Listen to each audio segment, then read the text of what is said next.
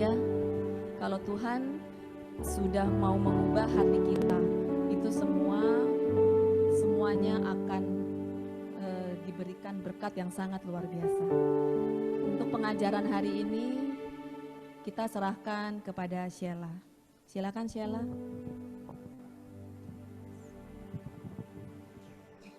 Thank you Linda. Selamat sore Bapak dan Ibu semuanya, Shalom. Hari ini kita akan membahas tema tentang problem emosi ya. Sebetulnya tema ini akan menjadi sebuah rangkaian tentang bagaimana kita bisa memulihkan hati kita, setiap luka batin kita. Jadi ini akan merupakan sebuah rangkaian pengajaran dimulai dengan mengenal diri sendiri, problem emosi kita pribadi. Jadi ini untuk refleksi pribadi kita. Setelah itu kita akan mencoba lagi untuk masuk lebih dalam dengan mengenal setiap luka-luka yang ada di dalam hati kita. Lalu kita akan belajar lagi bagaimana agar luka itu bisa menjadi sebuah berkat. Dan berikutnya kita akan belajar lagi bagaimana kita bisa menyembuhkan luka-luka itu tadi secara pribadi. Saya tidak bilang bahwa retret luka batin apa segala macam tidak berguna. Itu semua bagus, itu semua berguna. Tetapi di dalam kehidupan sering kita mendapat luka atau mungkin kita mengalami sesuatu yang menyakitkan itu sudah lama. Maka kita pun juga harus bisa menyembuhkan diri sendiri karena kita punya Roh Kudus yang memang menyertai kita. Ada ayat di dalam Matius 4 ayat 23, itu adalah 3 hal yang dilakukan Tuhan Yesus pada waktu dia datang ke dunia. Lukas 4 ayat 23 itu mengatakan, pada waktu Yesus pun berkeliling di seluruh Galilea. Dia mengajar dalam rumah ibadat dan memberitakan Injil Kerajaan Allah, serta melenyapkan segala penyakit dan kelemahan di antara bangsa-bangsa.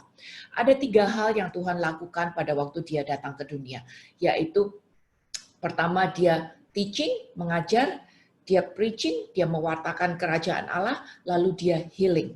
Nah, 3 hal ini pula yang seharusnya kita lakukan, karena kan kita meneladani kehidupan Tuhan Yesus. Pada waktu preaching, kita mendengar preaching, kita mendengar firman yang membawa kita pada keselamatan, yang menuntun kita pada kebenaran. Tetapi pada saat teaching, kita mendengarkan teaching, pengajaran seperti yang kita dengar di PA seperti ini akan membawa kita lebih dalam lagi, yaitu kita akan diajak untuk belajar tiap langkah, bagaimana setiap kesadarannya sebetulnya sudah timbul di dalam hati kita, harusnya dipertahankan di dalam keseharian. Ini kita bisa dapat dari setiap teaching. Nah, setelah kita mendapatkan teaching, pengajaran, baru kita bisa healing. Healing, penyembuhan, otomatis saya harus menyembuhkan diri sendiri dulu. Setelah saya sembuh, baru saya bisa menyembuhkan orang lain.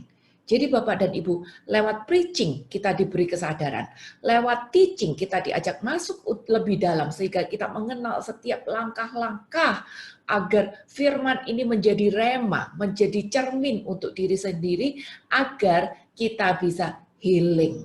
Nah, hari ini adalah pengajar yang pertama. Kita akan belajar tentang problem emosi.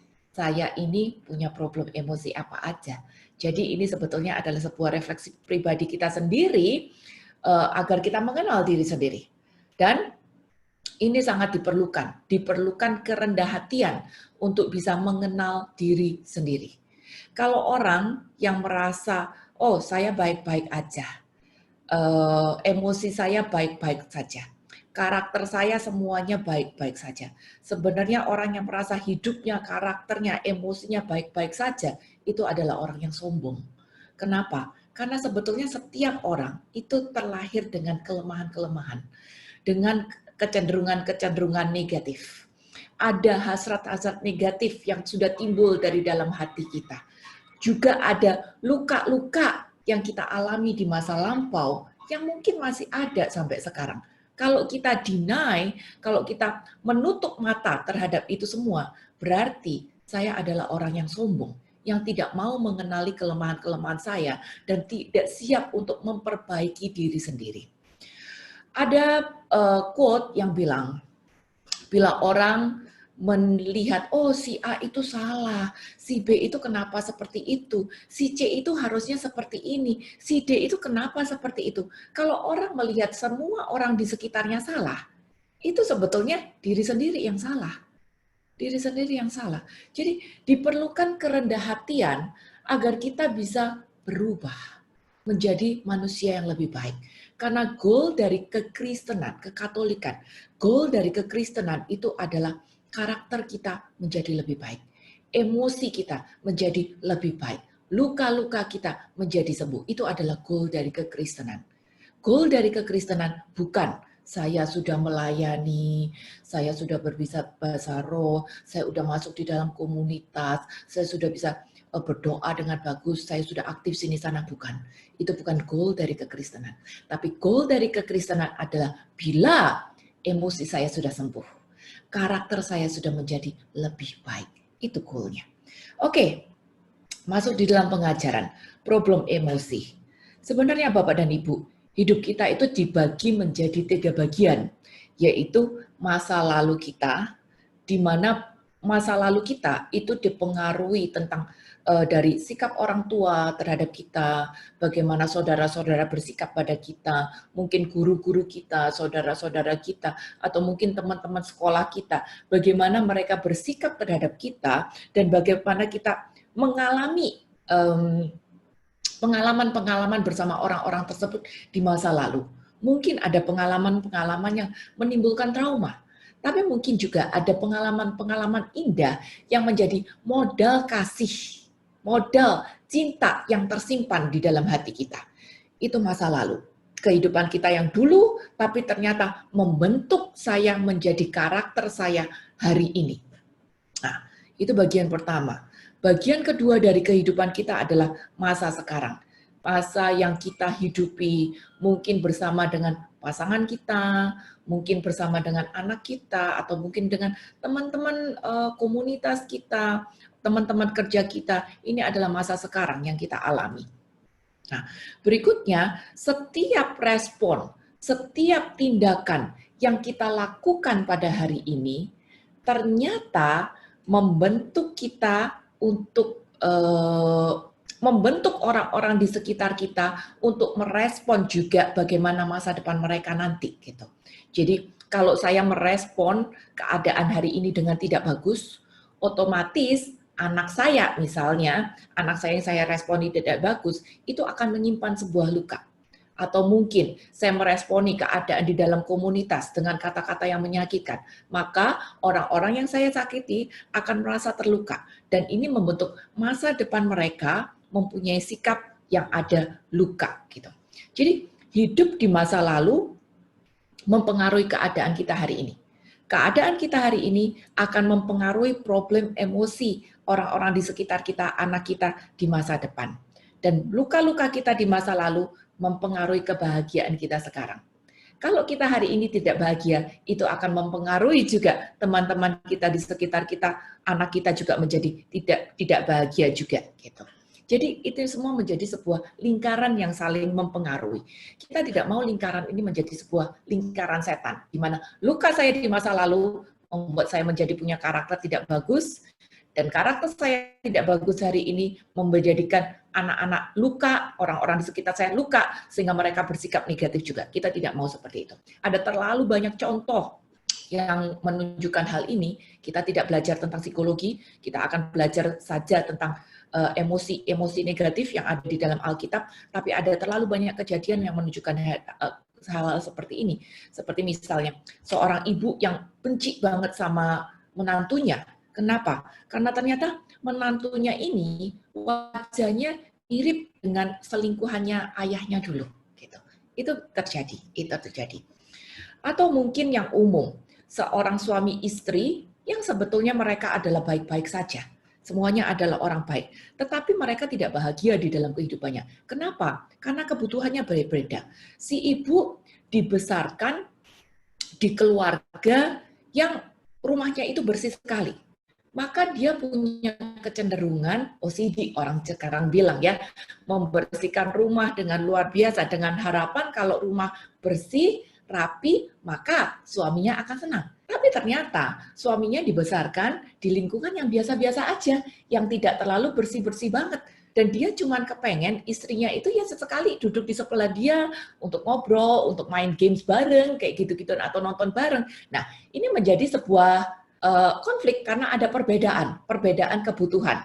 Nah, hal-hal seperti ini harus saya yang menyadari lebih dulu. Jangan berharap, kamu ngertiin aku dong, kan aku orangnya seperti ini, aku kan melakukan ini karena untuk kamu juga. Jangan berharap seperti itu. Jadi, istilahnya kalau orang Jawa ngomong, yang waras ngalah. Kita belajar untuk mengenal diri sendiri lebih dulu, sehingga keberadaanku benar-benar menjadi berkat untuk orang lain. Bukan sesuai dengan apa yang aku pikirkan, tapi sesuai dengan apa yang keadaan menuntut aku. Nah, untuk itu dibutuhkan kerendah hatian.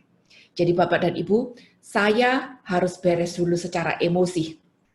Karena kalau saya tidak beres secara emosi, ini akan mempengaruhi masa depanku dan masa depan orang-orang di sekelilingku. Seperti itu.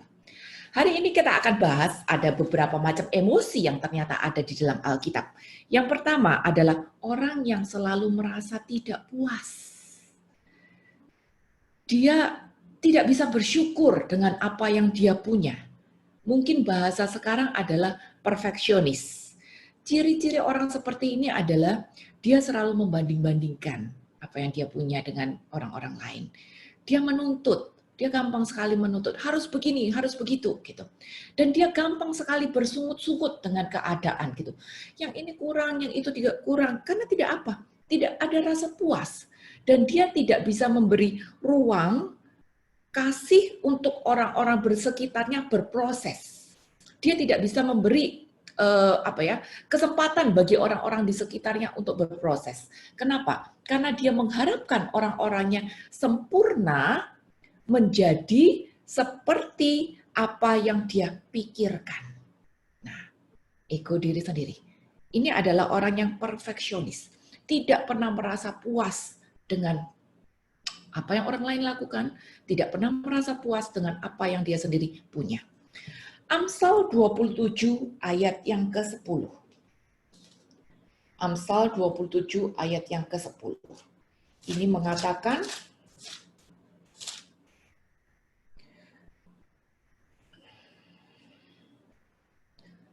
Amsal 27 ayat yang ke-20. Dunia orang mati dan kebinasaan tak akan puas. Demikianlah mata manusia tak akan puas. Bapak dan Ibu yang punya Alkitab ini dalam bahasa Inggris, itu akan jelas sekali terjemahannya. Dunia orang mati ini disebutnya hell. Hell dan kebinasaan itu adalah destruction. Hell and destruction are never full. Kita tidak mau masuk ke dalam lingkaran setan. Karena setan itu tidak pernah puas. Dia selalu mencari orang untuk jatuh bersama-sama dengan dia. Makanya ayat mengatakan dunia orang mati. Ini akan menuntun pada kebinasaan. Nah, jelas kita tidak mau dibinasa. Jelas kita tidak mau masuk ke dalam dunia orang mati. Maka satu-satunya cara agar kita tidak binasa dan tidak masuk ke dalam dunia orang mati adalah kita harus belajar puas dengan keadaan apapun yang hari ini kita miliki. Dengan orang-orang di sekitar kita, dengan keadaan kita. Kita harus belajar puas untuk itu. Karena orang yang tidak pernah puas dengan kehidupannya, ternyata akan menuntun pada kebinasaan. Nah, contoh kecilnya ini banyak sekali. Ada orang yang tidak puas kalau misalnya tetangganya punya mobil baru. Saya kulkasnya pintunya 2, kenapa dia beli kulkas pintunya 6 gitu misalnya. Nggak puas, langsung ada rasa iri gitu. Perempuan-perempuan biasanya, saya punya 2 tas gitu, kenapa dia punya 5 tas gitu. Saya punya 5 baju, kenapa dia selalu beli baju baru gitu.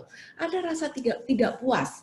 Bapak-bapak juga mungkin kalau hari ini ya, kenapa yang saya punya sepeda ini, yang dia punya sepeda itu gitu. Ada rasa tidak puas. Nah, Bapak dan Ibu, untuk punya 2 tas, untuk punya 5 baju, untuk punya 1 atau 2 mobil, itu sebetulnya tidak masalah. Tuhan tidak mempermasalahkan saya punya berapa kulkas berapa pintu, Tuhan tidak mempermasalahkan. Tapi yang penting hari ini apapun yang kita punya, kita harus belajar untuk puas. Karena hanya dengan rasa puas, kita itu bisa bersyukur dan melihat kehidupan kita itu menjadi perfect, sempurna. Kalau kita tidak bisa rasa puas, kita nggak bisa bersyukur dan akan selalu rasa kurang, selalu rasa kurang.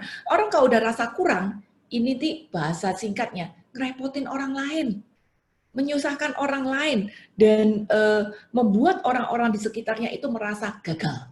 Karena akan selalu celak. Suami yang bekerja karena istrinya kepengen tas lagi, suami akan merasa, aku udah kerja setengah mati nih, kenapa dia tidak pernah menghargai dan tetap belanja tas melulu gitu. Mungkin istri yang sudah masak, berusaha memberikan yang terbaik gitu, dan suaminya tidak puas, tidak pernah memuji masakan istrinya, akan menjadi konflik juga. Karena istri merasa dia udah melakukan yang terbaik untuk suaminya, untuk beres-beres dan masak yang enak. Kenapa suami bilang, sotoknya kurang asin, ayamnya terlalu keras, tidak ada rasa puas. Nah, ini akan membuat pasangan atau orang di sekitarnya merasa gagal. Kembali lagi, sesi ini adalah sesi introspeksi diri. Kita harus punya kerendah hatian untuk menilai diri sendiri. Bukan untuk menilai orang lain. Ini kamu, ini cocok buat kamu. Enggak, tapi ini untuk menilai diri kita sendiri. Apakah saya menjadi orang yang seperti ini? Terlalu perfeksionis, tidak pernah merasa puas, dan akibatnya membuat orang lain merasa gagal. Nah, kalau orang lain merasa gagal, lama-lama pasti berujung pada konflik. Pengkhotbah 5 ayat yang ke-9. Pengkhotbah 5 ayat yang ke-9. Siapa mencintai uang tidak akan puas dengan uang, dan siapa mencintai kekayaan tidak akan puas dengan penghasilannya. Ini pun sia-sia. Bapak dan Ibu, ini bukan cuma bicara tentang uang ya, tapi memang uang itu adalah mamon terbesar di dalam kehidupan manusia selama hidup di dunia gitu.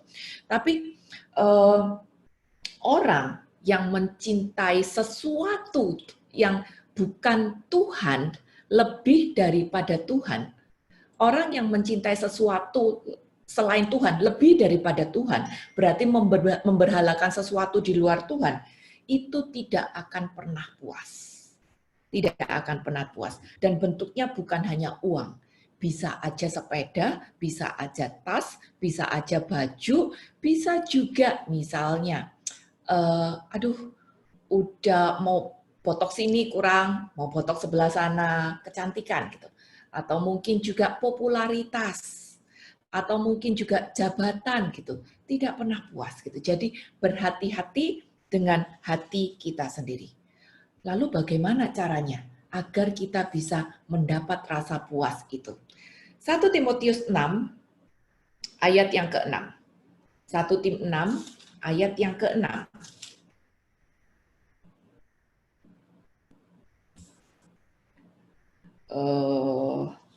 Sepertinya saya salah mencatat ayat.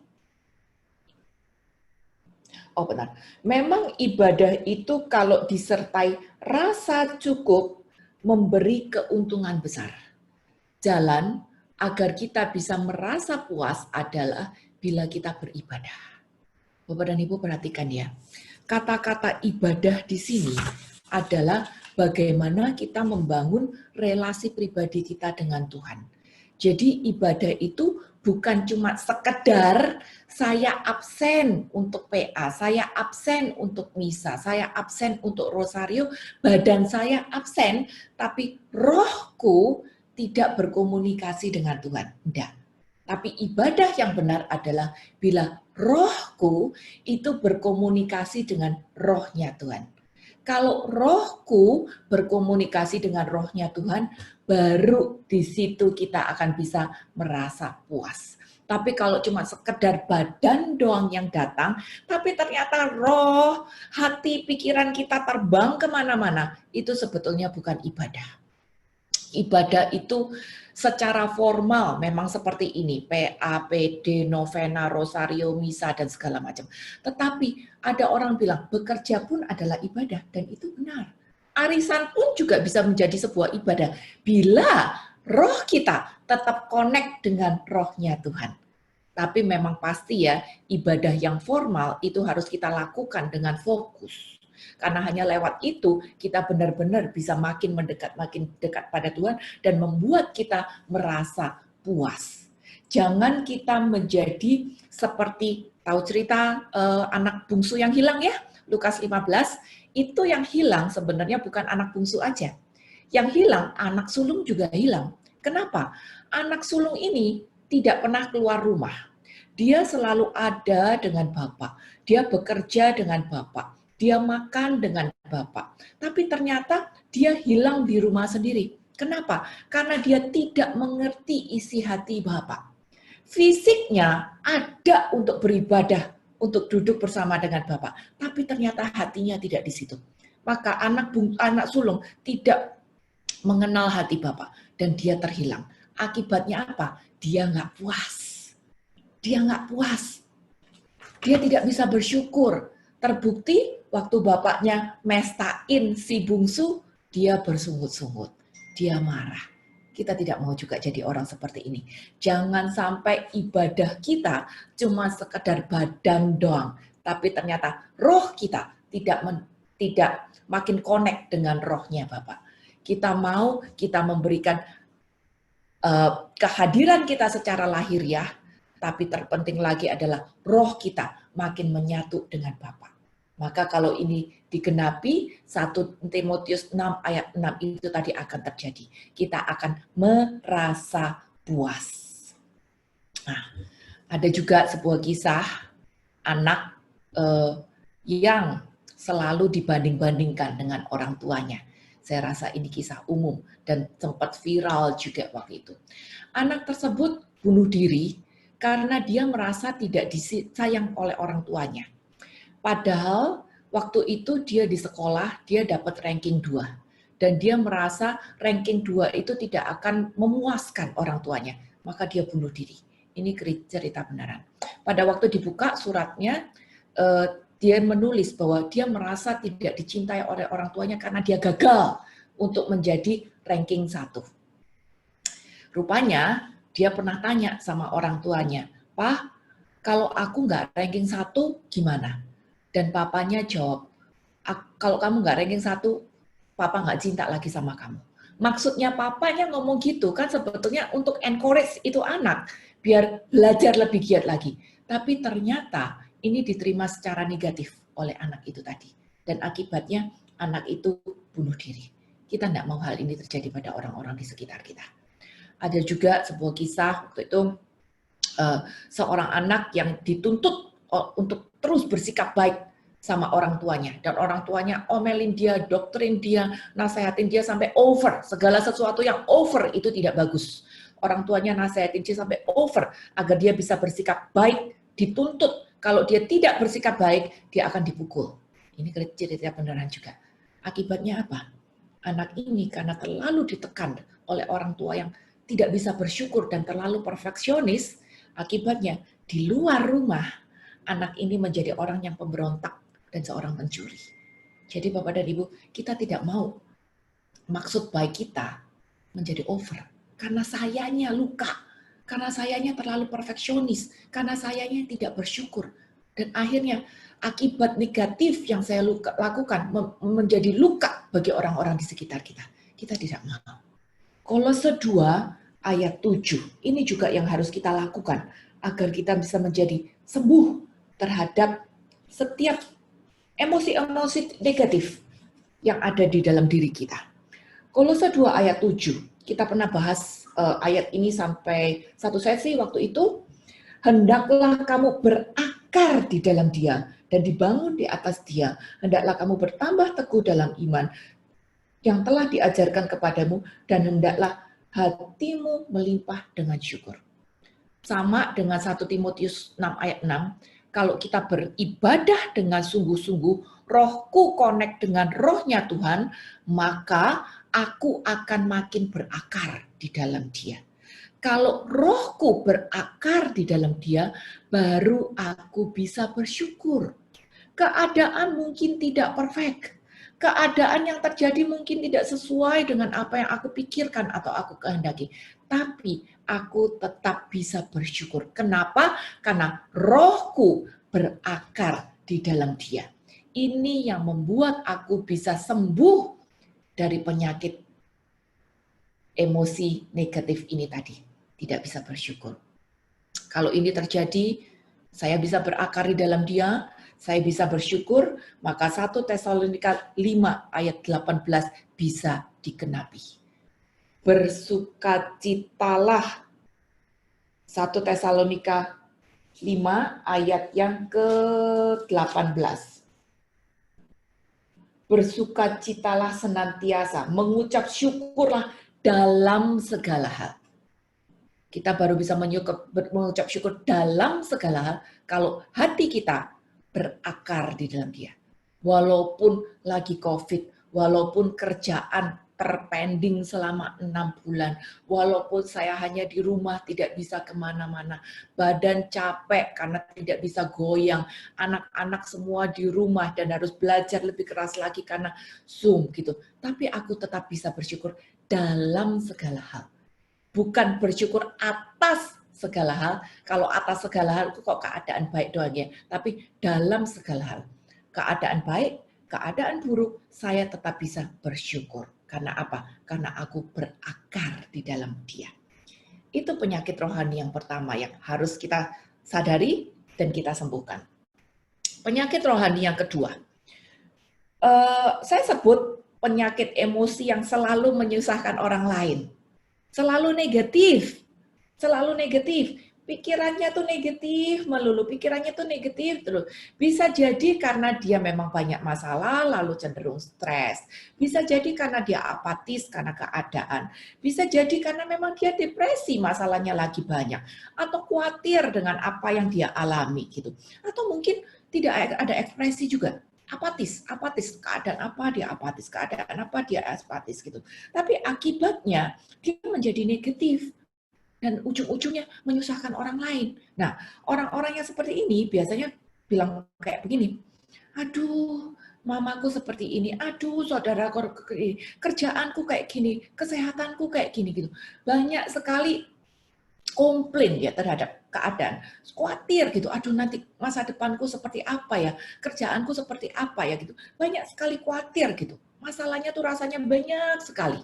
Nah, Bapak dan Ibu, sepanjang kita hidup di dunia, masalah itu pasti ada. Setiap dari kita itu pasti punya masalah gitu. Dan sebenarnya nggak apa-apa ya kalau cerita sama orang, ke kakak rohani, ibu rohani, nggak apa-apa. Kalau kita sharing gitu nggak apa-apa masalahnya. Tapi ujungnya itu bagaimana? Ujung-ujungnya itu kita makin depresi atau ujung-ujungnya ini akan membuat kita makin kuat terhadap menguatkan diri kita terhadap Tuhan. Nah, ini menjadi pilihan hidup kita. Kalau kita cuma komplain aja, aduh ibuku kayak gini, aduh saudaraku kayak gini, aduh kerjaanku lagi gini, gimana ini aku ketakutan apa segala macam. Ini tidak akan menjadi berkat. Ini tidak akan menjadi berkat. Dan ujung-ujungnya akan menyusahkan orang lain juga. Karena kita terlalu pikir negatif semuanya. Amsal 12 ayat yang ke-25. Amsal 12 ayat yang ke-25. Kekhawatiran dalam hati membungkukkan orang, tapi perkataan yang baik menggembirakan dia. Kekhawatiran yang over akan membuat kita down. Orang yang khawatir itu akan makin turun, dan bebannya akan menjadi berat. Bapak dan Ibu, khawatir itu sebetulnya adalah manusiawi ya. Takut itu adalah manusiawi. Gak apa-apa. Kita melihat keadaan-keadaan, masalah-masalah kita menjadi khawatir dan takut. Itu manusiawi. Tetapi kalau over, berlebihan, nah itu yang tidak bagus. Kalau kita tidak punya rasa takut, kita tidak ada rasa khawatir, apatis juga, nggak pernah marah, nggak pernah emosi, jangan-jangan memang kita sininya malah udah dull ya. Kita udah sakit gitu jangan-jangan. Maka sebetulnya ekspresi emosi dari jiwa kita itu tidak apa-apa, itu manusiawi. Yang penting jangan over. Nah, Ini kita mempunyai pilihan hidup. Kalau kita bawa kekhawatiran kita itu makin dalam, makin dalam, makin dalam, wah jangan-jangan kita bertengkar sedikit aja kita udah nggak bisa tidur gitu. Jangan-jangan ada masalah sedikit di kantor, di pekerjaan kita udah tidak bisa tidur berhari-hari. Buat apa? Tidak bisa tidur, tidak bisa menyelesaikan masalah kita juga kok. Malah bikin kita makin down sesuai dengan apa yang ayat katakan. Kita nggak mau. Kita mau kehidupan kita tuh makin naik. Itu. Jadi jangan kita menjadi khawatir yang berlebihan terhadap keadaan apapun yang kita alami hari ini. Matius 13 ayat yang ke-22 itu mengatakan, yang ditaburkan di tengah semak duri ialah orang yang mendengar firman itu, lalu kekhawatiran dunia dan tipu daya kekayaan menghimpit firman itu sehingga tidak berbuah. Ternyata orang yang khawatir tidak akan bisa berbuah. Walaupun misalnya dia misa sehari 2 kali, dia PA sehari 2 kali, dia ikut pengajaran si A, dia ikut pengajaran si B, sehari bisa beribadah sampai 5 kali. Banyak sekali firman yang masuk ke dalam kupingnya dia. Tapi kalau hatinya penuh dengan kekhawatiran, ayat bilang, orang itu tidak akan berbuah. Kenapa? Karena benih firman yang masuk ke telinga dia terhimpit oleh kekhawatiran itu tadi. Jadi sekali lagi, hidup itu adalah pilihan. Orang khawatir wajar. Orang takut wajar. Orang bingung karena masalah wajar. Orang seperti rasanya nggak kepengen bangun karena masalah wajar. Tapi yang penting tidak berlebihan. Jangan kehidupan kita terhimpit oleh masalah itu tadi sehingga kita kehilangan iman. Kita harus berserah pada pemeliharaan Bapa. Percaya pada janji-janji Tuhan. Seperti yang Tuhan sendiri bilang di Matius 6 ayat yang ke-25. Karena itu aku berkata kepadamu, janganlah khawatir akan hidupmu, akan apa yang hendak kamu makan atau minum. Dan janganlah khawatir pula akan tubuhmu, akan apa yang hendak kamu pakai. Bukankah hidup itu lebih penting daripada makanan, dan tubuh itu lebih penting daripada pakaian? Percaya pada janji-janji Tuhan. Selama kita melakukan bagian kita dengan sungguh-sungguh, kita lakukan pekerjaan tangan kita dengan sungguh-sungguh, kita perkatakan perkataan yang baik dari mulut kita dengan sungguh-sungguh, kita jaga hati kita, pasti Tuhan jaga. Pasti Tuhan jaga. Tapi kalau kita memilih membiarkan kekhawatiran menghimpit hati kita, di situ kita tidak akan berbuah. Seperti pasti pada ingat kisah Maria dan Marta. Marta melakukan pelayanan pada waktu Yesus datang ke rumahnya kan. Dia menyiapkan makanan segala macam sampai repot. Akhirnya apa yang terjadi? Dia komplain sama Tuhan. Tuhan, kenapa kau biarkan Maria duduk di situ aja? Kenapa kamu nggak suruh Maria untuk bantuin aku beberesan gitu? Dan Tuhan bilang apa sama Marta? Dia bilang, Marta, Marta, kamu itu menyusahkan diri dengan banyak perkara. Tuhan nggak marah sih sama Marta, tapi dia menyatakan bahwa Marta ini khawatir ya nggak perlu menyusahkan diri dengan banyak perkara. Dan dia mengajarkan bahwa Maria telah mengambil bagian yang terbaik. Di situ kita bisa tahu bahwa apa yang dilakukan Marta untuk beberesan apa segala macam itu sebenarnya nggak salah, tapi sikap hatinya yang membuat itu salah. Dia tetap khawatir, nggak dibantuin nanti nggak kelar, nggak dibantuin nanti nggak menjadi perfect, hidangannya nggak kelar on time dan tidak menjadi enak, nggak perfect. Akhirnya dia bersungut-sungut. Ini pula Bapak dan Ibu yang akan terjadi di dalam kehidupan kita. Kalau kita negatif, kita khawatir dengan keadaan, mungkin kita pelayanan seperti Marta. Tapi kalau pelayanan ini bukan sesuatu yang dikehendaki oleh Tuhan, nggak disuruh oleh Tuhan, ya lebih tepatnya, bukan sesuatu yang disuruh oleh Tuhan, ujung-ujungnya saya khawatir, saya kecewa, komplain, marah-marah lagi, karena kecewa. Karena khawatir gitu. Karena apa? Apa yang aku lakukan ternyata bukan sesuatu yang disuruh oleh Tuhan. Mungkin bukan sesuatu yang salah, tapi sesuatu yang kurang tepat. Karena bukan sesuatu yang disuruh sama Tuhan. Hanya mau mengikuti kehendak hatiku sendiri, kehendak pikiranku sendiri, hasratku sendiri. Maka ujung-ujungnya apa? Aku khawatir. Nah, berikutnya, emosi ketiga yang harus kita benahi, yaitu sikap otoriter. Bahasa sekarang adalah bosi. Suka ngatur. Orang yang ngatur dengan paksa. Kalaupun mungkin tidak dipaksa, tapi kalau tidak dituruti kehendaknya, ya udah terserah kamu aja. Sifatnya udah yang keluar sudah menjadi negatif. Ya udah terserah kamu aja gitu. Emosinya sudah menjadi emosi yang negatif. Nah, ini juga termasuk hal yang harus kita benahi di dalam kehidupan kita. Nah, sekali lagi saya ingatkan perlu kerendahan hati sehingga kita bisa sadar bahwa saya ini bukan orang yang sempurna.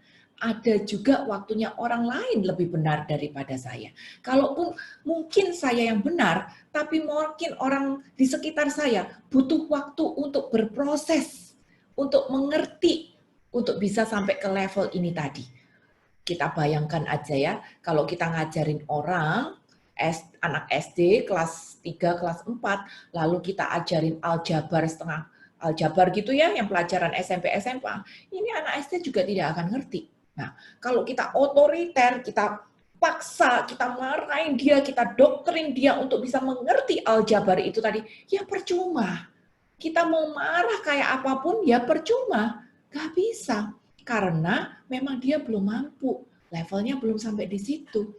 Jadi, tapi karena kitanya otoriter, akhirnya kita sendiri yang bisa jatuh pada tindakan-tindakan negatif. Ciri-ciri orang yang otoriter ini suka mengendalikan ya. Saya rasa sudah kebayang ya. Dia bosi, suka ngatur, suka mengendalikan keadaan di sekitarnya. Kalau nggak diturutin, dianya bisa ngambek. Mungkin nggak ngambek, tapi ngomongannya udah nggak enak gitu. Ya udah terserah kamu. Atau bahkan mutung karena merasa tidak dihargai, karena merasa tidak dituruti gitu. Atau orang-orang yang suka mengambil keputusan sendiri. Nah, ini juga termasuk orang yang otoriter. Bisa juga orang tersebut biasanya dia sulit untuk taat pada otoritas. Karena apa? Karena dia merasa diri benar. Karena dia tidak menyadari bahwa ada otoritas di atasnya. Kadang-kadang Bapak dan Ibu, mungkin ini kita introspeksi diri sendiri ya. Mungkin kita benar. Tetapi selalu ada otoritas di atas kita. Nah, kemampuan kita untuk taat pada otoritas di atas kita itu sebetulnya menunjukkan kerendahan hatian kita juga. Sedikit singkat aja, otoritas itu ada 5. Yang pertama, otoritas di atas kita itu untuk yang berkeluarga adalah suami kita itu adalah otoritas di atas kita. Atau anak-anak punya otoritas yaitu orang tuanya, itu otoritas di atas kita. Lalu level kedua di atas suami atau orang tua itu adalah bos kita, atasan kita di kantor, atau mungkin ketua PD kita, gitu, ketua dekanat kita. Nah, itu adalah otoritas kita di atas kita juga. Gitu. Mungkin bapak-bapak, saya kepala keluarga, saya udah nggak ada orang tua. Berarti saya nggak ada otoritas lagi dong. Saya juga ketua PD-nya, saya juga ketua dekanatnya gitu. Saya sudah nggak ada otoritas lagi dong di atasnya. Masih ada bapak-bapak. Otoritas di atas ketua PD dan ketua itu adalah negara. Kita juga harus taat pada otoritas negara kita, yaitu pemerintahan. Dan di atas otoritas pemerintahan ada yang namanya otoritas gereja. Gereja huruf besar. Misalnya, kalau gereja suruh Rabu-Abu puasa, kita harus taat puasa. Dan ada otoritas lagi di atasnya gereja, yaitu Tuhan sendiri. Maka hari ini posisi kita di dunia bisa jadi kita adalah leader yang tertinggi. Bisa jadi seperti itu. Tapi jangan lupa ada otoritas kita yang paling atas, yaitu Tuhan. Maka kita harus belajar untuk tunduk dan taat pada otoritas kita. Dan ini di Katolik sangat-sangat ditekankan. Kenapa? Kalau orang tidak bisa taat pada otoritas di atasnya yang kelihatan, maka orang tidak mungkin bisa taat pada Tuhan yang tidak kelihatan. Ketaatan kita pada Tuhan itu tampak pada saat kita nurut sama bos, nurut sama ketua dekanat, nurut sama otoritas gereja, nurut sama aturan-aturan pemerintah, itu tampak dari situ. Nggak mungkin kita bisa nurut sama Tuhan kalau kita sama yang kelihatan di sekitar kita aja kita nggak bisa nurut. Gitu. Jadi Bapak dan Ibu, jangan pernah merasa diri paling benar. Mungkin pendapat kita adalah yang paling pintar, yang paling tepat. Tetapi kalau orang-orang di sekitar kita masih belum selevel sama kita, ya kita harus belajar juga untuk tidak otoriter, untuk bisa memberi kesempatan orang-orang di sekitar kita untuk berproses bersama-sama. Di situ kita akan maju bersama-sama. Karena apa? Karena Tuhan memanggil kita, menempatkan kita. Kita percaya tidak ada yang namanya kebetulan ya. Kita tidak kebetulan ditaruh di keluarga ini, kita tidak kebetulan ditaruh di komunitas ini. Bisa jadi kita memang adalah leader. Bisa jadi kita adalah yang paling pintar gitu. Tapi kita diminta Tuhan untuk setia, untuk menjadi berkat, bukan dengan cara otoriter, bukan dengan cara bosi, tapi dengan cara berproses bersama dengan orang-orang di sekitar kita. Dan itu sekali lagi butuh kerendah hatian dari kita. Satu ayat untuk ini, Kolose 3 ayat 18 sampai 20. Kolose 3 ayat 18 sampai 20. Hai istri-istri, tunduklah kepada suamimu sebagaimana seharusnya di dalam Tuhan. Hai suami-suami, kasihilah istrimu dan janganlah berlaku kasar terhadap dia. Untuk ayat ini, aku sebetulnya lebih suka yang Efesus 5 ayat 2 ya. Karena di situ dibilang, hai suami-suami, kasihilah istrimu sebagaimana Tuhan mengasihi jemaatnya, kurang lebih gitu. Nah, kadang-kadang suami-suami suruh nganterin ke pasar, ke supermarket aja nggak mau gitu. Jangankan disuruh mati seperti Kristus mati untuk jemaatnya, disuruh nganterin ke pasar aja, minta tolong nganterin ke pasar aja udah ngomel duluan. Tapi ayat mengatakan seperti itu, disuruh mengasihi seperti Tuhan mengasihi jemaatnya. Ayat yang 20, hai anak-anak, taatlah orang tuamu dalam segala hal, karena itulah yang indah di dalam Allah. Hai bapak-bapak, janganlah sakiti hati anakmu, supaya jangan tawar hatinya. Hai hamba-hamba, taatlah Tuanmu yang di dunia ini dalam segala hal. Jangan hanya di hadapan mereka aja untuk menyenangkan mereka, melainkan dengan tulus hati, karena takut akan Tuhan. Jelas ayat bilang, mengasihi, taat, itu bukan cuma di depan muka doang, tapi harus dengan hati yang tulus. Di situ Tuhan baru, ting, ada checklist poinnya di mata Tuhan.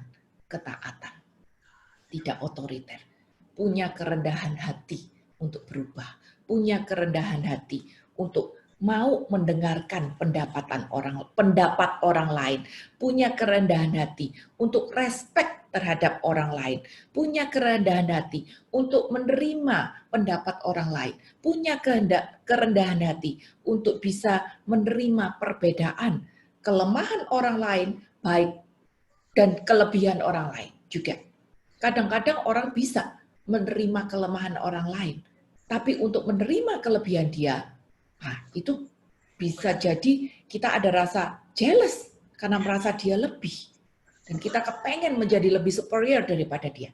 Jadi butuh kerendahan hati. Orang yang tidak otoriter berarti dia respect terhadap orang lain. Tidak memaksa. Tidak memaksa. Ada respect terhadap keadaan orang lain. Berikutnya, emosi yang keempat. Cemburu. Cemburu ini normal sekali ya di dalam kehidupan manusia.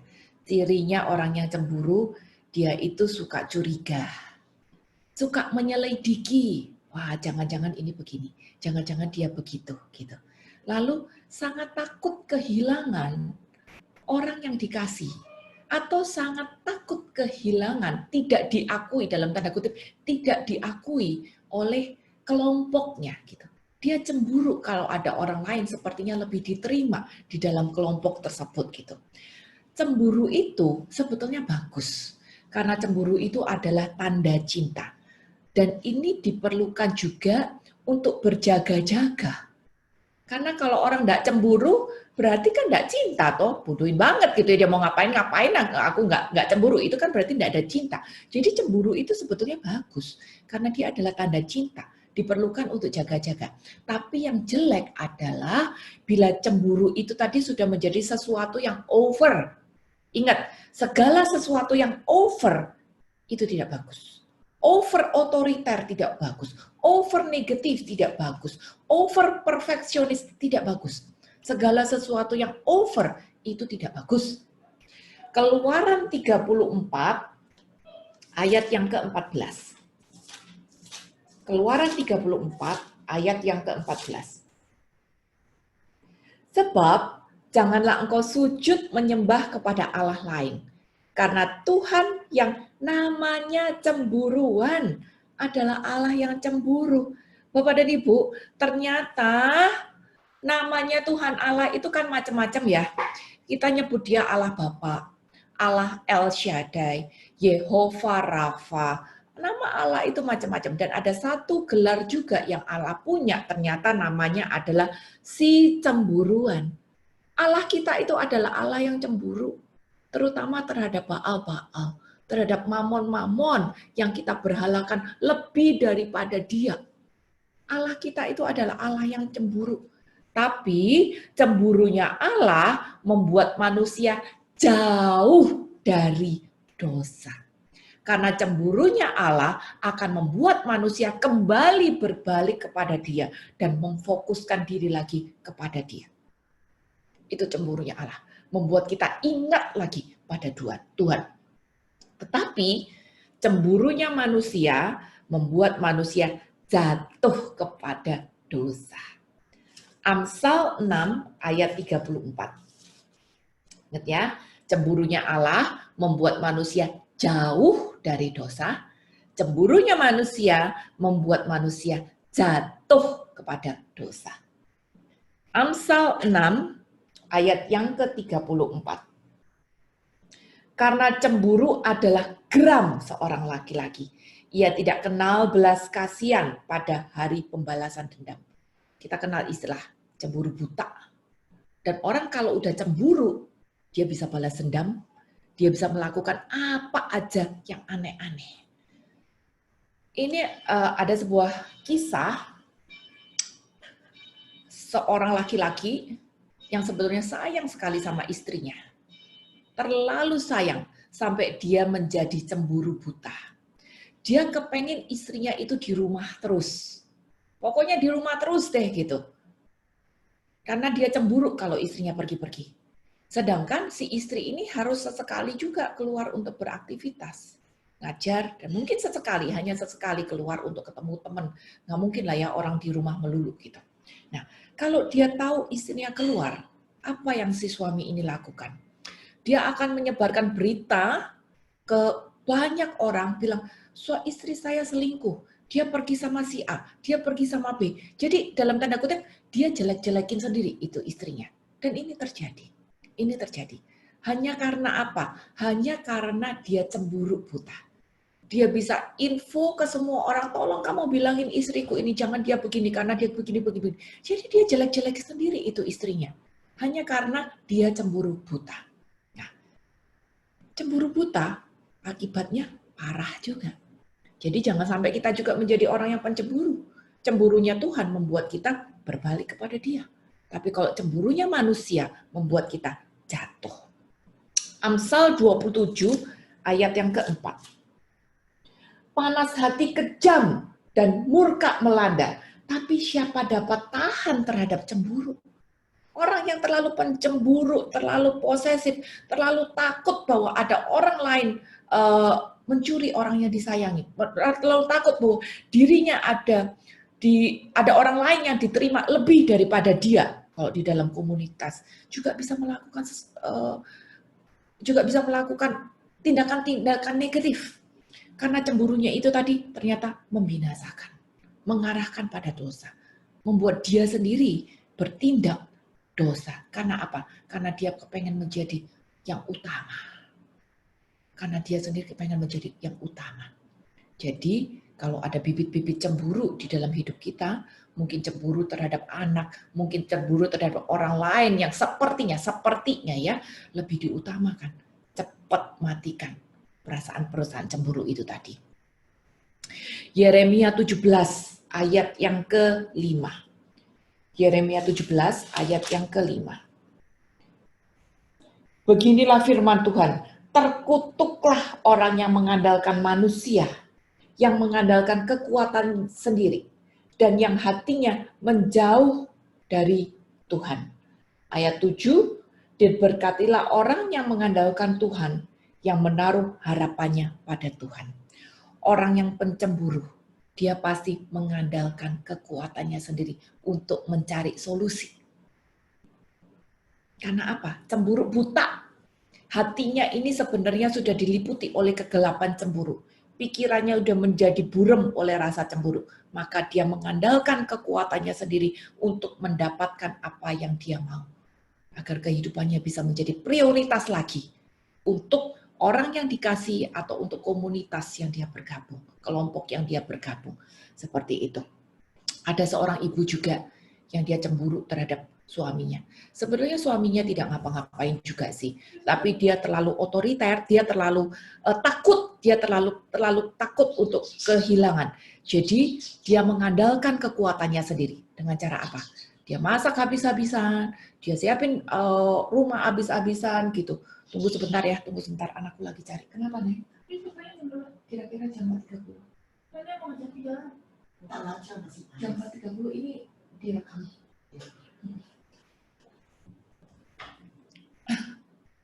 Sorry, tadi ada mami mertua sama anak ngajakin jalan ceritanya. Jadi aku bilang nanti aja jam 4.30 mereka jalan duluan. Oke, jadi ternyata si ibu ini tadi dia cemburu buta karena pikirannya dia sudah membutakan dia. Jadi apa yang dia lakukan? Dia masak yang terbaik, dia beresin rumah yang terbaik gitu.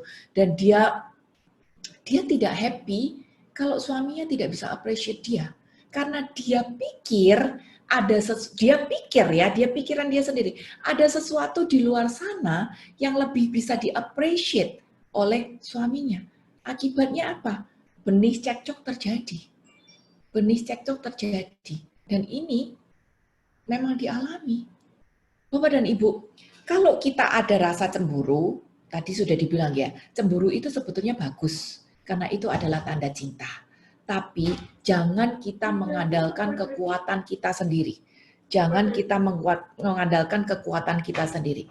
Karena kita tidak bisa mengubah orang lain. Kita tidak bisa mengubah orang lain. Kita tidak bisa mengubah keadaan. Tapi kalau kita mengandalkan Tuhan, seperti yang ditulis di Yeremia 17 ayat yang ke-7, baru keadaan itu bisa menjadi pulih. Memang ada bagian yang harus kita lakukan. Misalnya, tetap memperkatakan yang baik. Ibu-ibu, tetap memasak, tetap beberesan rumah. Iya, tapi hati harus mengandalkan Tuhan. Pikiran harus mengandalkan Tuhan. Mungkin saat kita masak sekali, 2 kali, keadaan tidak bisa langsung menjadi beres. Tidak apa-apa. Semuanya adalah proses. Dan kita harus terima proses itu tadi sebagai bagian yang mendewasakan saya juga secara pribadi. Menyembuhkan emosi kita juga secara pribadi. Seperti itu. Saya sudah tidak bicara kalau kita cemburu, kita lari ke dukun, pakai detektif. Enggak, kita sudah enggak di level seperti itu. Udah enggak cari dukun, enggak cari detektif. Tapi ada emosi-emosi di sini yang harus kita sadari dan kita sembuhkan. Agar tidak berakibat fatal dan menjadi luka bagi orang-orang di sekitar kita. Berikutnya adalah problem emosional. Bahasa singkatnya gampang marah. Pemarah, itu deh. Orang-orang yang suka marah gampang ya cirinya. Dia gampang tersinggung, gampang berprasangka, gampang kesel.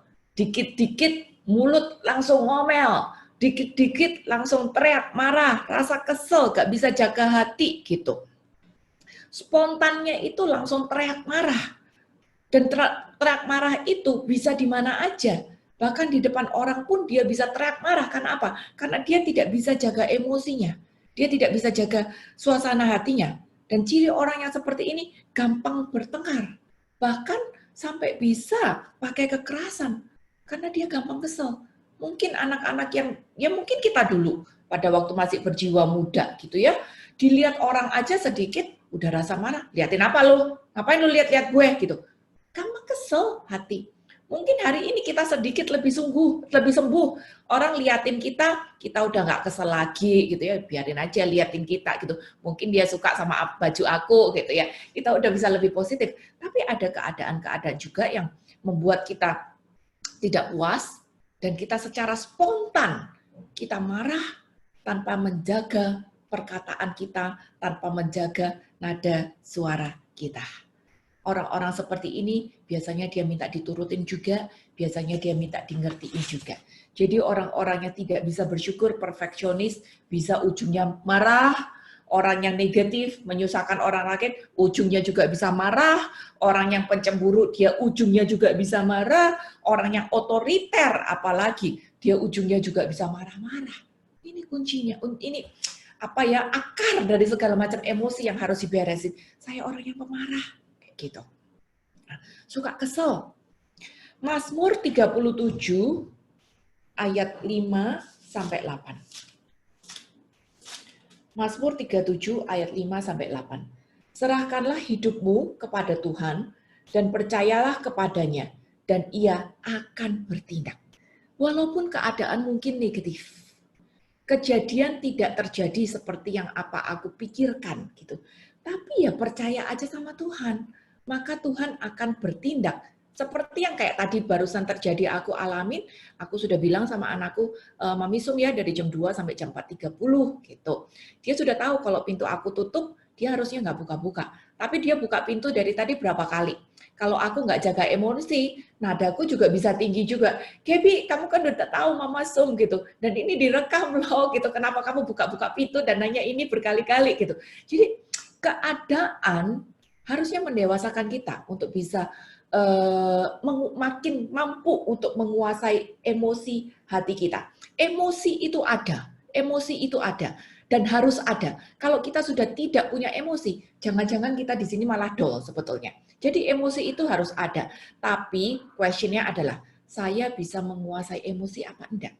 Saya punya kerendahan hati untuk memperbaiki diriku apa enggak? Ini introspeksi kita diri.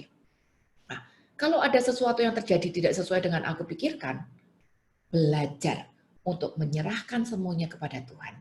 Dan biarkan Dia yang bertindak. Dia yang akan memunculkan kebenaranmu seperti terang dan hakmu seperti siang. Berdiam dirilah di hadapan Tuhan dan nantikanlah Dia.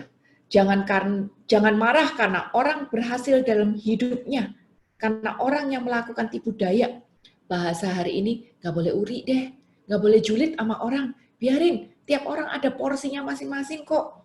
Berhentilah marah dan tinggalkan panas hati itu.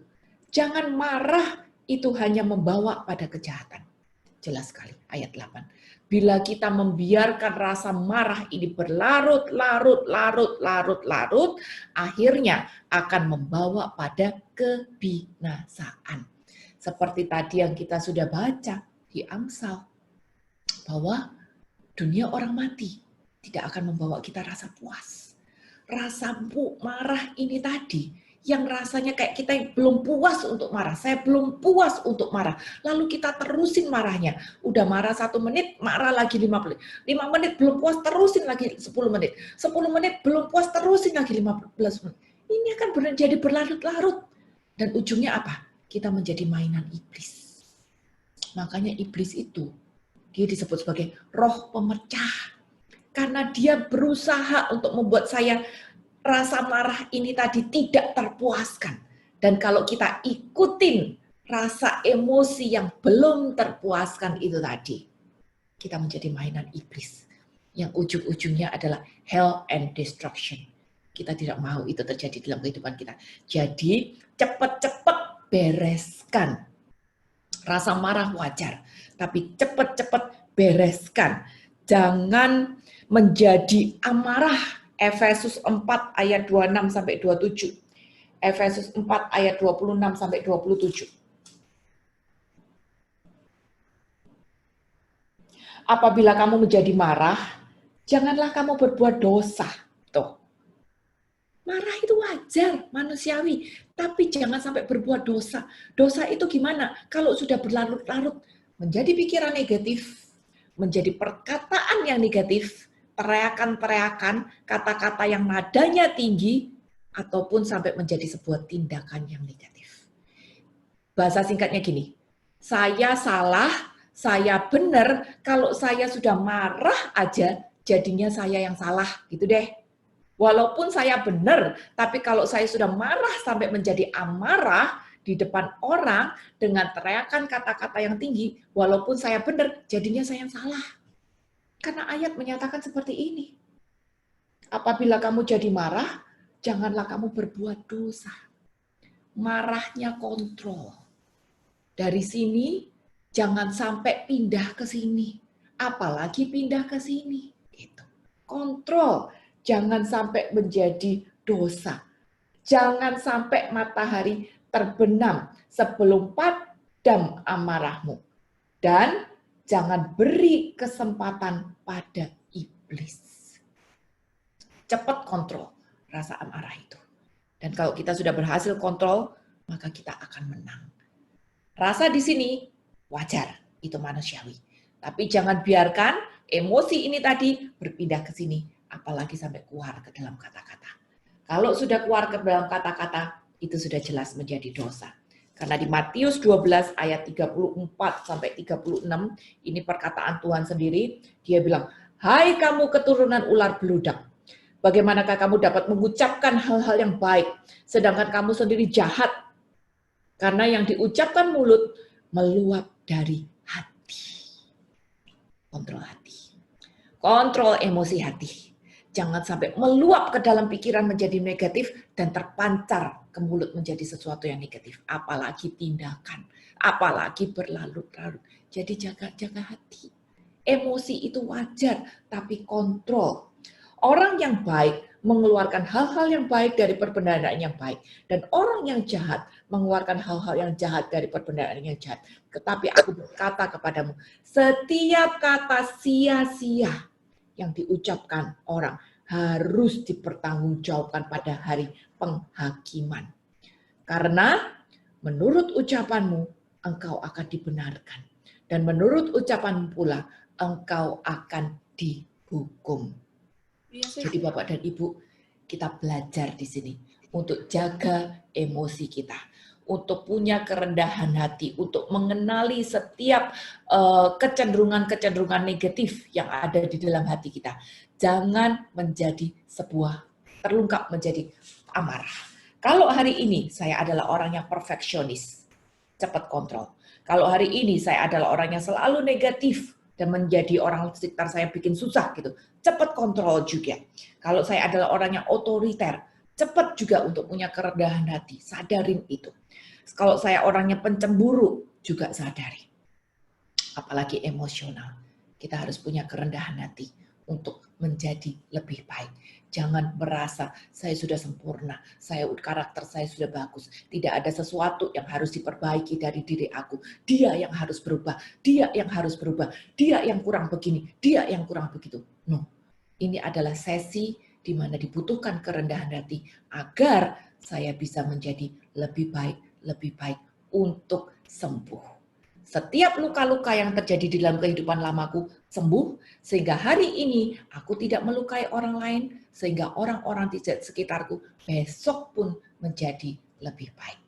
Lalu bab berikutnya, yang terakhir adalah emosi di mana kita merasa kesepian. Ini adalah sesuatu yang berbeda.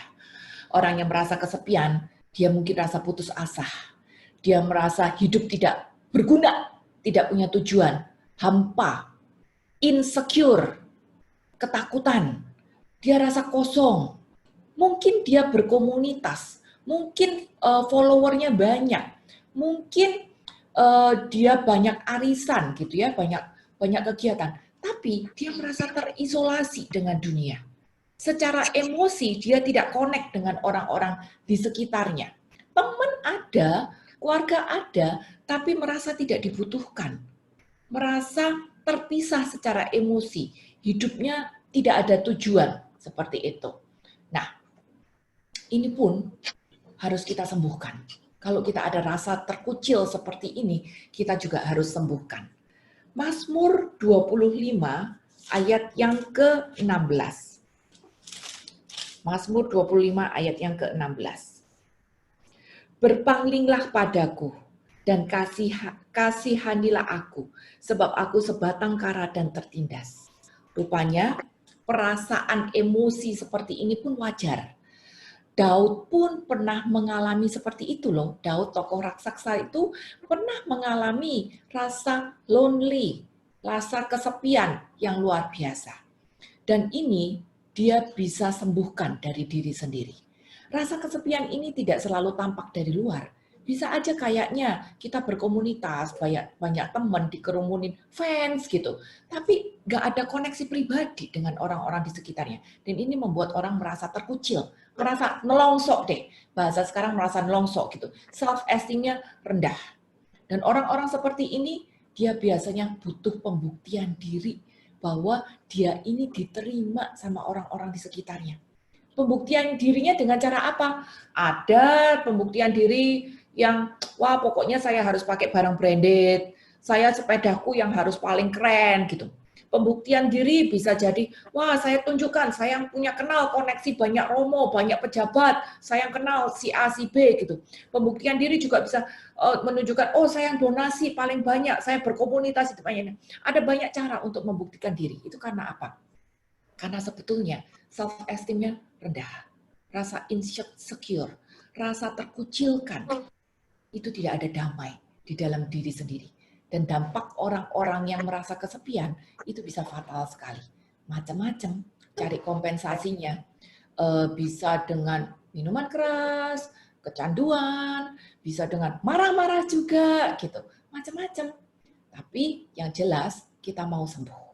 Kalau ada yang merasa kesepian seperti ini, merasa hidupnya terkucil, tidak dimengerti orang lain, tidak punya tujuan hidup, tidak diterima oleh orang lain, kita harus belajar untuk sembuh. Jangan sampai kita menjadi mabuk, pemabuk, menjadi insomnia, menjadi gelisah, menjadi obesitas juga, hanya karena kita merasa kesepian. Jadi hati-hati, yang selama lockdown ini timbangannya naik, jangan-jangan ada perasaan insecure juga di dalam hati karena kelamaan di rumah ya. Gitu. Ada survei yang bilang kalau 14% kematian itu sebetulnya karena rasa ini tadi. Rasa insecure, rasa sendiri. Dan 50% orang yang sakit jantung ternyata diakibatkan oleh dia merasa sendiri. Tidak ada koneksi emosi dengan orang-orang di sekitarnya. Ironisnya apa? Ironisnya hari ini komunikasi itu gampang. Dengan sosmed, dengan WhatsApp, dengan telepon, komunikasi itu gampang gitu. Lebih mudah. Tapi ternyata alat-alat komunikasi ini mendekatkan orang yang jauh, tapi menjauhkan orang yang dekat. Ironisnya seperti itu. Orang tua pulang dalam keadaan capek, udah nggak ada waktu untuk ngomong sama anaknya. Anaknya merasa tidak dekat dengan orang tua, lebih senang main games duluan. Jadi komunikasi sudah tidak ada. Gitu. Nah, Bapak dan Ibu, sikap hati adalah pilihan kita. Bisa jadi hari ini kita merasa lonely, tidak dimengerti orang, cuman dimanfaatkan orang, tidak ada orang-orang di sekitar yang membutuhkan aku. Bisa jadi. Tapi saya tidak bisa mengubah orang lain. Saya tidak bisa mengubah keadaan. Tapi saya bisa mengubah diri sendiri. Jadi ini adalah pilihan saya. Saya mau sembuh, saya mau menjadi lebih baik, atau saya mau lari dari keadaan. Jangan biarkan kita terputus dan terhilang. Seperti anak sulung juga, atau anak bungsu, yang rupanya terputus emosinya dengan bapak, dan merasa sendirian di rumah bapak. Kita tidak mau menjadi seperti itu. kesepian yang terberat itu sebetulnya adalah karena dosa. Yesaya 59 ayat yang kedua. Dosa membuat kita terputus relasi dengan Allah. Tetapi yang merupakan pemisah antara kamu dengan Allahmu ialah segala kejahatanmu. Dan yang membuat dia menyembunyikan diri terhadap kamu sehingga dia tidak mendengar ialah segala dosamu. Bahasa singkatnya, kalau kita merasa terputus dari Allah, kita merasa terputus emosi dengan orang-orang di sekitar, ini adalah bukti kalau roh kita kurang gizi, gitu deh. Roh kita kurang gizi. Jadi agar kita sembuh, kita harus mengisi tubuh rohani kita dengan gizi yang mengenyangkan. Kita harus memuaskan tubuh rohani kita dengan makanan yang mengenyangkan. Kompensasi dunia, hura-hura, hiburan tidak akan membuat kita puas. Bahkan ada orang yang memakai pelayanan-pelayanan di gereja sebagai pelarian. Itu pun tidak akan memuaskan. Karena ujung-ujungnya nanti akan seperti Marta yang sibuk dengan pelayanan, tapi tidak menjalin relasi dengan Tuhan. Seperti si sulung yang sibuk berkegiatan di rumah Bapa, tapi tidak mengerti isi Bapa. Jadi Bapak dan Ibu, kalau kita mau sembuh dari segala macam emosi negatif ini tadi, termasuk rasa lonely, rasa kesepian, kunci pertama adalah kita membangun relasi dengan Bapa. Minta ampun atas dosa-dosa kita, sehingga kita tidak lagi terputus hubungan dengan Allah. Percaya bahwa Tuhan itu memang selalu ada di depan kita, di belakang kita, di samping kita, di atas kita, dia mengelilingi kita. Dan tadi kita sudah baca, Kolose 2 ayat 7, berakar di dalam dia. Karena kalau kita berakar di dalam dia, kita akan selalu punya Roh Kudus yang menghibur. Yohanes 14 ayat 26 itu bicara tentang roh yang menghibur. Kalau kita punya Roh Kudus yang menghibur, maka Roma 8 ayat 26 akan terjadi. Bahwa roh akan membantu kita di dalam kelemahan-kelemahan kita. Saat kita khawatir, roh angkat kita. Saat kita merasa marah, kecewa, roh tenangkan kita. Saat kita merasa keadaan tidak perfect, tidak seperti yang aku pikirkan, roh pun akan tenangkan kita. Filipi 4 ayat 6-7, kita akan bebas dari kekhawatiran. Dan ujung-ujungnya 1 Tesalonika 5 ayat 18 akan digenapi. Kita akan bisa bersukacita dalam segala keadaan. Jadi, kalau kita mau sembuh, butuh kerendahan hati untuk menyadari kelemahan-kelemahan diri sendiri. Setelah kita sadar kelemahan-kelemahan diri sendiri, kita dekatkan, membangun relasi kita dengan Tuhan. Mazmur 25 ayat 16. Lalu berakar di dalam dia. Kolose 2 ayat 7. Sampai kita bisa bersukacita di dalam keadaan. Jadi Bapak dan Ibu, problem emosi itu adalah masalah hati kita. Tapi kalau kita mau sembuh, memang ada bagian yang harus kita lakukan, yaitu kerendahan hati untuk menyadari diri sendiri, kelemahan diri sendiri. Jangan biarkan hidup kita itu dikendalikan oleh perasaan. Jadi orang baperan nanti. Kalau kita jadi orang baperan, kita akan disebeli oleh semua orang. Tapi kalau kita adalah orang yang menyenangkan, maka orang-orang sendiri yang akan datang pada kita.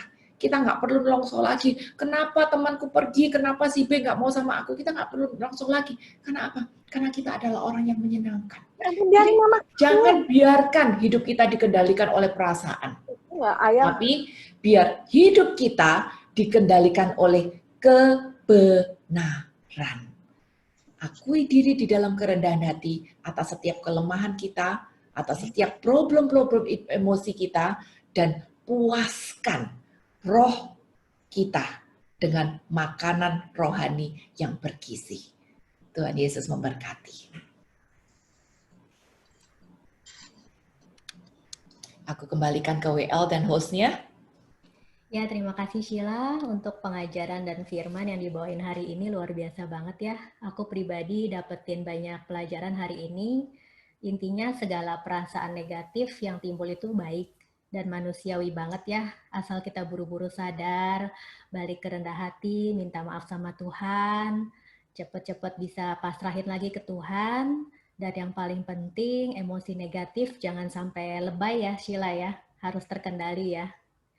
Mudah-mudahan kita semua selalu dimampukan punya hati penuh syukur, sukacita, dan penuh pengendalian diri dalam segala hal seperti yang Tuhan kita kehendaki ya. Amin. Nah, ini ada beberapa pertanyaan. Aku akan bantu bacakan ya untuk Sheila. Yang pertama, dari Pak Steven, emosi katanya harus dikeluarkan, jangan disimpan dalam hati secara psikologi agar tidak jadi penyakit atau meledak-ledak. Itu bagaimana pendapatnya Sheila? Iya, benar, emosi itu harus dikeluarkan, itu salah satu cara untuk menyembuhkan juga gitu. Tapi cara sebenarnya pada waktu kita mengungkapkan emosi itu tadi, itu adalah kerendahan hati juga ya. Aduh, kok aku punya masalah begini nih. Aduh, kayaknya aku orangnya cemburuan nih, over gitu. Jadi itu salah satu bukti kerendahan hati lagi. Tapi cara kita mengeluarkan, itu tuh seperti apa? Kalau cara kita mengeluarkan dengan marah-marah juga, ya itu sebetulnya bukan mengeluarkan emosi, itu sebetulnya adalah marah-marah gitu.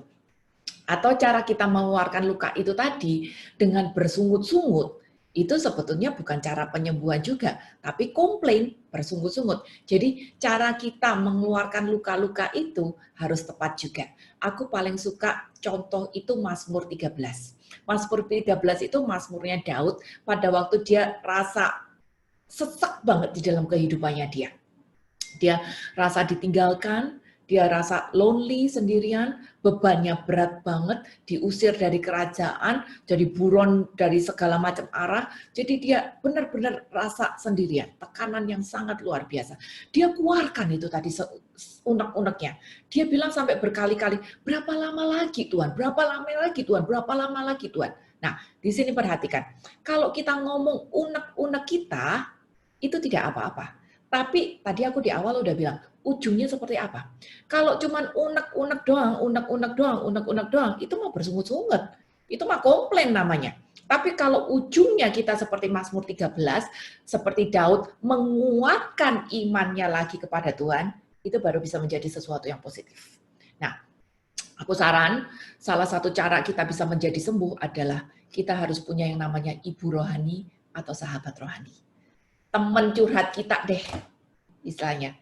Teman curhat kita di mana kita bisa tumpahkan unek-unek ini tadi, dan kita tahu unek-unek kita ini akan menjadi respon yang positif. Bukan gosip, tapi kita akan dikuatkan, kita akan mendengar perkataan yang menenangkan, atau at least unek-unek kita itu didengarkan. Gitu. Itu baru merupakan mendapat ada proses penyembuhan di situ. Jadi mengungkapkan unek-unek emosi hati ini tadi harus dengan cara yang tepat juga dan cari orang yang tepat. Seperti itu. Thank you Sheila. Pertanyaan selanjutnya, gimana sih cara menyembuhkan kesepian, rasa kesepian? Tadi sudah dijawab ya. Cara menyembuhkan rasa kesepian itu adalah, oke, ini adalah masalah hati. Jadi pertama, saya harus memutuskan sendiri. Saya mau sembuh, saya nggak mau rasa seperti ini terus gitu. Karena ada orang yang rasa kesepian dan dia pelihara rasa itu. Dia pelihara rasa itu. Kenapa? Karena dia merasa nyaman dan dia merasa diperhatikan gitu. Kalau dia rasa kesepian, dia curhat ke ini, dia diperhatikan gitu. Jadi dia nggak mau sembuh, tapi dia malah pelihara. Jadi pertama adalah keputusan kita sendiri. Saya mau sembuh dari rasa kesepian itu. Setelah saya mau rasa sembuh dari kesepian itu, yang kedua, Kolose 2 ayat 7 itu tadi, membangun relasi dengan Tuhan. Berakar di dalam dia. Jadi ibadah kita, 1 Timotius ayat 6, ibadah kita harus benar-benar antara roh ke roh. Bukan cuma badan doang yang absen, tapi roh ke roh. Kalau roh ke rohnya Allah, kita akan berakar ke dia. Saat kita berakar, otomatis lewat proses, saya akan menjadi sembuh. Lalu apa yang kelihatan? Kita harus punya itu tadi, ibu rohani atau sahabat rohani. Jadi ini kan namanya proses ya. Kita tidak akan langsung 100% instan sembuh gitu. Enggak, ada proses. Nah, saat kita berproses itu tadi rada-rada down, nah kita bisa deh ungkapkan unek-uneknya ke ibu rohani atau sahabat rohani itu tadi.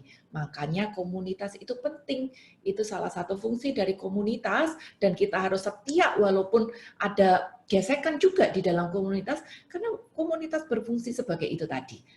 Tempat muntah kalau salah satu anggotanya mengalami rasa-rasa negatif. Komunitas adalah kumpulan orang sakit yang sedang berusaha untuk menjadi sembuh dan saling support satu dengan yang lainnya. Itu fungsi dari komunitas. Oke, pertanyaan ketiga, bagaimana tetap bersuka cita tetapi saat kita sedang mengatur emosi kita? Bagaimana kita bisa bersuka cita saat kita sedang mengatur emosi kita? Sekali lagi, ini adalah proses. Tidak dengan 1 kali, 2 kali kita akan langsung bisa kontrol semuanya itu tadi. Tapi kita harus bisa appreciate diri sendiri juga ya. Pada saat kita dulu mungkin, kalau aku marah, aku bisa marah 24 jam. Tapi karena aku berproses, aku belajar untuk kontrol hati, aku belajar untuk kuasai diri, aku kalau ada kejadian yang tidak menyenangkan, marah juga, masih marah juga, tapi udah nggak 24 jam lagi, udah berkurang misalnya 12 jam. Besok masih marah lagi, tapi marahnya tinggal 6 jam. Besok ya masih marah lagi, tapi marahnya tinggal 2 jam gitu. Jadi ada proses. Dan kita harus menghargai proses itu tadi, proses diri sendiri itu tadi untuk menjadi lebih baik. Dan yang penting adalah mau untuk terus berproses ya.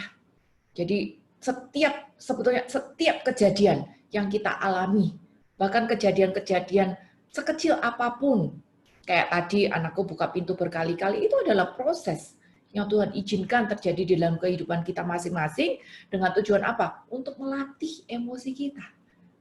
Makin hari makin baik. Jadi hargai setiap proses yang Tuhan izinkan terjadi itu tadi. Oke, pertanyaan ada lagi nih. Bagaimana cara kita untuk tetap sabar terhadap anggota keluarga yang memiliki salah satu penyakit emosi sehingga bisa menguji kesabaran kita? Aku percaya begini ya. Sekali lagi sesi ini bukan untuk oh ini cocok untuk dia nih, ini cocok untuk dia nih. No, tapi sesi ini adalah agar kita bisa bercermin untuk diri sendiri, agar diri sendiri bisa menjadi lebih baik. Tapi bagaimana kita bisa sabar terhadap orang-orang di sekitar kita? Tadi udah bahas bahwa tidak ada yang namanya kebetulan di dalam kekatolikan. Bukan satu kebetulan kalau saya ditaruh di dalam keluarga ini, kantor ini, komunitas ini. Bukan satu kebetulan juga kalau di dalam keluargaku ada orang-orang yang nyebelin-nyebelin. Karena apa? Orang-orang yang nyebelin itu tadi, aku sebut adalah batu asah.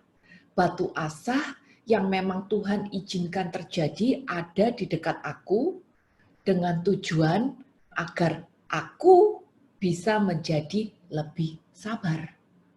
Kalau aku tidak ada dia, jangan-jangan emosiku sudah tingkat dewa. Tapi karena aku ada dia, dan aku tahu sekarang kalau aku orangnya pemarah, nggak sabar lihat dia, tapi aku mau berproses.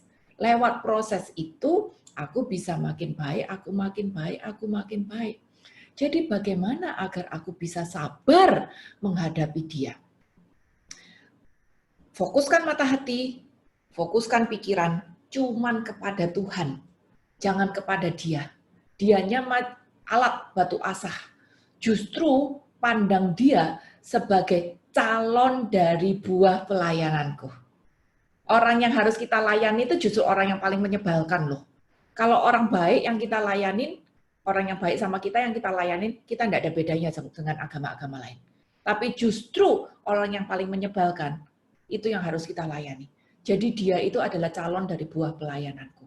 Biar aku enggak sebel karena sikap dia, karena perkataan dia, mata hati, pikiranku harus terfokus pada Yesus. Jadi pada saat aku dekat-dekat sama dia, pada saat aku ngasih dia kue, pada saat aku ngomong sama dia, hati, pikiran, ngomong, aku lakukan ini untuk Tuhan, aku lakukan ini untuk Tuhan, bukan untuk dia. Itu cara sederhana kalau kita mau berproses biar kita bisa sabar ngadepin dia yang nyebelin itu. Semoga membantu. Thank you Sheila untuk contoh yang super real ya. Ini ada pertanyaan terakhir lagi. Shalom sis, vokal saya suka tinggi kalau bicara, apalagi kalau sedang berdebat. Tapi itu bukan marah. Masalahnya kenapa orang-orang terdekat dengan saya, seperti suami dan anak, menganggap saya pemarah. Bagaimana ya sis baiknya? Oke, kalau ada orang-orang terdekat menganggap kita pasti pernah ngomong ya kamu itu pemarah, itu sebetulnya harus disyukuri. Karena apa? Karena lewat mereka kita itu diingatkan. Mungkin ini sesuatu yang kita tidak sadari, tapi yang menilai kan orang lain. Yang menilai kan bukan diri sendiri. Kalau orang lain menilai aku pemarah, berarti buat mereka aku pemarah. Keberadaanku tuh nggak jadi berkat, tapi keberadaanku tuh malah nyusahin dia. Kayak yang tadi kita bahas tadi, saya adalah orang yang negatif, saya adalah orang yang nyusahin, saya adalah orang yang suka pemarah. Karena apa? Karena mereka menilainya begitu. Padahal kan harusnya saya menjadi berkat, bukan saya menjadi pemarah atau malah menyusahin orang lain. Nah, sekarang kita bersyukur karena ada orang-orang dekat yang mau ngingetin kita. Kalau orang jauh nggak akan ngingetin, orang jauh malah gosipin, ini orang pemarah banget gitu. Tapi kalau orang dekat kan ngingetin, kamu tuh pemarah loh, coba belajar kontrol. Kita syukurin itu. Sorry ya, anjingku nggak bisa di-mute itu. Nah, karena kita sudah diingetin, walaupun saya tidak merasa pemarah, aku orangnya juga seperti itu. Nadaku juga gampang tinggi. Aku juga orang yang emosional dan aku belajar untuk kontrol. Aku belajar untuk kontrol. Udah terlalu banyak kejadian yang membuat aku menyesal dan aku tidak mau itu terulang lagi. Aku tidak mau anakku, orang-orang di sekitarku, teman-teman komunitasku menjadi luka karena kata-kata atau nada suara yang tidak sengaja tahu-tahu naik 2 oktav gitu. Jadi karena sudah ada orang-orang yang mengingatkan kita, ya bagian kita deh.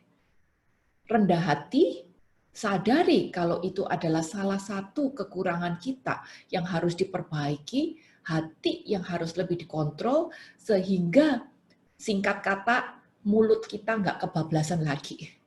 Nada suara kita nggak kebablasan lagi. Butuh untuk selalu aware dengan keadaan. Sehingga kehidupanku tidak lagi dikontrol oleh suasana hati. Tapi kehidupanku dikontrol oleh kebenaran. Oke, thank you Sheila. Udah jawab semua pertanyaannya. Nah Bapak Ibu, semoga jawaban Sheila bisa dapat pencerahan ya. Bisa bawa kita jadi lebih rendah hati lagi, terus bisa tetap berusaha yang terbaik lewat proses yang Tuhan izinkan sama hidup kita, walaupun kadang-kadang kita sulit mengerti gitu. Nah, Bapak Ibu, setelah ini ada beberapa pengumuman, mohon tunggu sebentar ya. Sebelum pengumuman, mari kita bersama-sama masuk ke dalam persembahan. Silahkan tim pujian. Waktu Tuhan pasti yang terbaik, walau kadang tak mudah dimengerti, lewati cobaan, ku tetap percaya waktu Tuhan pasti yang terbaik. Lewati cobaan, ku tetap percaya waktu Tuhan pasti yang terbaik. Lewati cobaan, ku tetap percaya waktu Tuhan pasti yang terbaik. Terima kasih tim pujian. Oke, Bapak Ibu, ini ada beberapa pengumuman. Ya, jika Bapak Ibu membutuhkan bantuan doa, bisa menghubungi Catherine dan Evelyn di nomor yang tertera pada layar. Dan pendalaman Alkitab Bunda Teresa juga punya akun di beberapa sosial media ya, ada di Facebook, Instagram, dan YouTube. Silakan follow akun-akun ini supaya tahu kegiatan-kegiatan kita selanjutnya. Oh iya, foto-foto yang diambil selama pengajaran juga kami posting di akun sosial media tersebut. Jadi please like, follow, and share. Nah, selanjutnya Bapak Ibu, kita akan ketemu lagi minggu depan di hari yang sama, hari Kamis, dan jam yang sama, jam 2 siang waktu Indonesia Barat. Pengajaran minggu depan dengan Romo Thomas Ulun dengan tema Gandum dan Ilalang.